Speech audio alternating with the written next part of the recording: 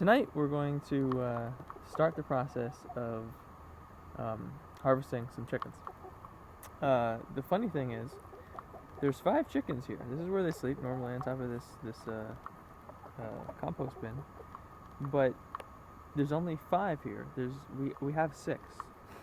So, and this is the first time the 6th one's been missing. So I think we have a psychic chicken that knows that its time was up. So you can see this one right here.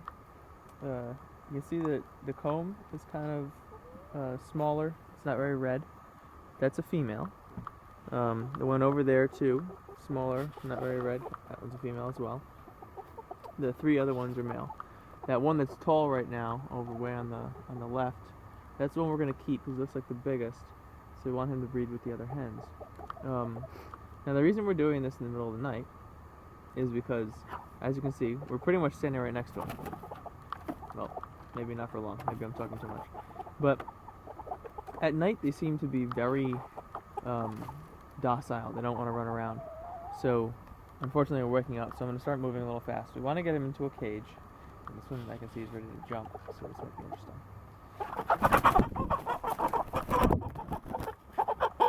Yeah. Okay. So I'm going to take this guy, and we're putting him in a cage. In there. Now I'm going to put some water in here for them. It's recommended to not feed them overnight, so that when you're slaughtering them in the morning, it's a little easier to handle. The 2.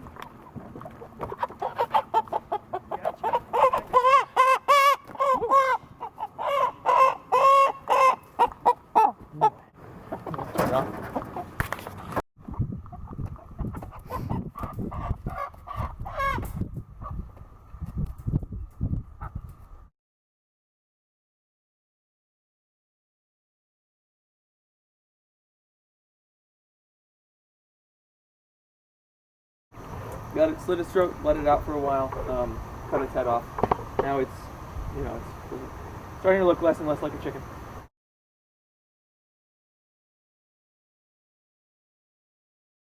This is supposed to be the most difficult part if you're not using, some sort of machine to do it. Chicken's mostly collected and ready to go. I'll show you what it looks like. This is the chicken. Now it looks a little bit more like what you might see in the grocery store, maybe. One thing I want to mention, this is just for us. If we were to sell this to somebody, we would not be processing this in this kind of environment. This is not an approved, cleanly facility or whatever. So this is just our meat. You can see here, this is the breast. On a Cornish cross chicken, this is a lot bigger. You wouldn't be able to see this middle rib area there. So you can see there's much less breast meat. So that's the nature of a heritage bird. So what I'm going to do now, I have this blowtorch in my hand here. I'm going to be singeing the feathers, or not the feathers, but it's like little hairs.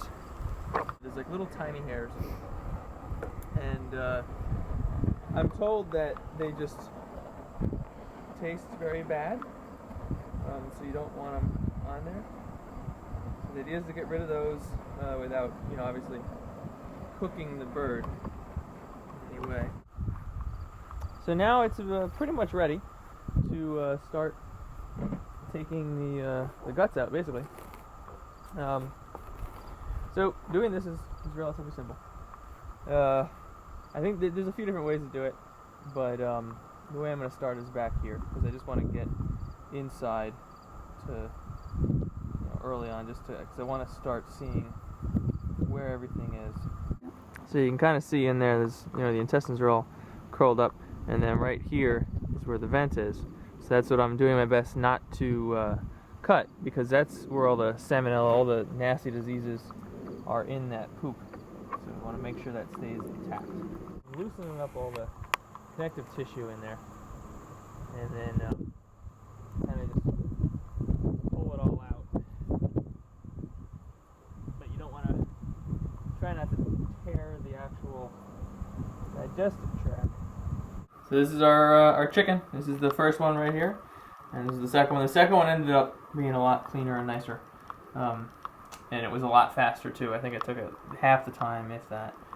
But that's it. Now we've got two nice chickens that we're ready in a day or two to cook up, and excited to try it.